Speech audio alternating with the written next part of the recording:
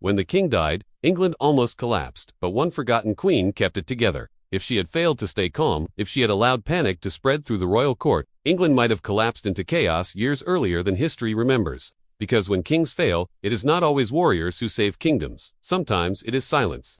Her name was Adeliza of Louvain, a queen history almost erased, even though she was the one who kept England standing when everything was falling apart. This is her story. Adeliza arrived in England as a young, beautiful bride. Married to King Henry I, he was one of England's most powerful and ruthless rulers. A man who held his kingdom together through sheer force of will and, frankly, a good deal of fear. Henry's control was absolute. He had crushed rebellions, tamed ambitious nobles, and established a system of justice that, while harsh, brought a level of order the country desperately needed. But behind the Iron Crown, a dangerous problem was brewing, one that even a king as mighty as Henry couldn't solve with force. He had no legitimate male heir. His only legitimate son, William Adelin, had tragically died in the White Ship disaster, a maritime catastrophe that plunged the kingdom into a crisis of succession. England knew exactly what a disputed throne meant. It meant civil war. It meant ambitious lords raising private armies, towns being burned, and the country tearing itself apart. The memory of past succession struggles was still fresh, and the fear was real. Everyone was on edge. Into this tense high-stakes environment stepped Adeliza. She was only about 18 years old, known for her beauty and grace. But she quickly realized her new role came with one overwhelming expectation: produce an heir, and produce one quickly. The future of the entire kingdom rested on her shoulders. From the moment she became queen, the court watched her every move. Nobles whispered behind her back. Every month that passed without news of a pregnancy increased the tension, ratcheting up the anxiety throughout the realm. The pressure must have been immense, a constant weight on a young woman in a foreign land. And yet, she remained calm, poised, dignified. She understood that panic was a poison. If the queen herself showed fear or desperation, it would signal to everyone that the situation was hopeless, and the fragile peace would shatter. So, she played her part with extraordinary composure. She became a patron of the arts, sponsored literature, and projected an image of serene stability, even as the future of England grew more uncertain with each passing year. Her marriage to Henry lasted for over a decade, and in all that time, no son was born. The crisis was no longer a possibility.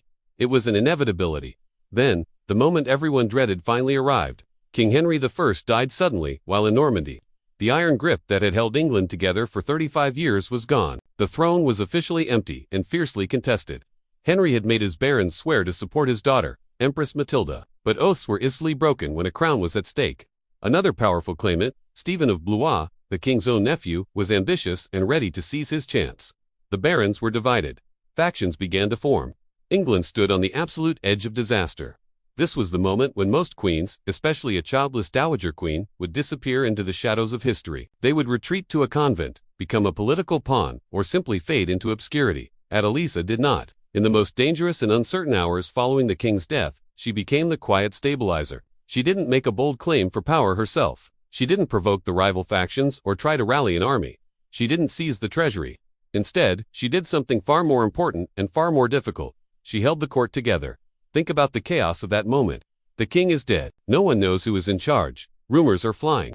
Ambitious men are sharpening their swords and preparing to fight. It would have been so easy for everything to descend into immediate bloodshed. But it didn't, and a large part of the reason is Adeliza. She used her position as the dowager queen to reassure anxious nobles. She protected the symbols of royal legitimacy. By simply maintaining the decorum and continuity of the royal court, she prevented an instant power vacuum from exploding into violence. Her calm presence was a signal that the institution of the monarchy, even without a monarch, was still intact, while men like Stephen and the supporters of Matilda were maneuvering for the crown. Adeliza was controlling something far more fragile and essential. The idea of continuity. She made sure that royal ceremonies continued. She maintained the dignity and rituals of the monarchy, reminding everyone that this was not just a squabble over land and titles, but about the sacred stewardship of a kingdom. She kept diplomatic alliances from collapsing overnight. Her presence signaled stability, and in that moment, stability mattered more than armies. She was the anchor in the storm. When the throne was eventually contested and Stephen of Blois raced to England to be crowned, Adeliza did something truly remarkable. She stepped aside. But this was not an act of weakness. It was a move of incredible political calculation.